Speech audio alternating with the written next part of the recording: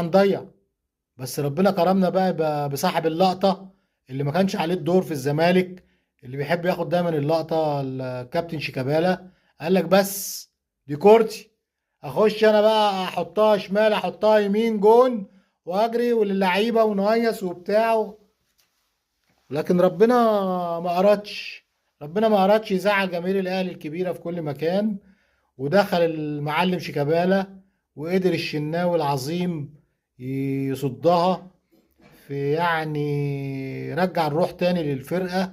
وطبعا ده بيدي معنويات كبيرة للفرقة اللي بتبقى حاسة انها خلاص بره الجيم. رجع المعنويات كلها للفرقة تاني، وقدر النادي الأهلي فعلا يكسب بعد كده. لما دخل بقى يحيى عطية الله جاب، ودخل مشلاك جاب، وبعدين دخل حسين الشحات برضو احرز، وبعدين دخل عمر جابر اللي حظه السيء حطها في العارضة، والحظ الاهلي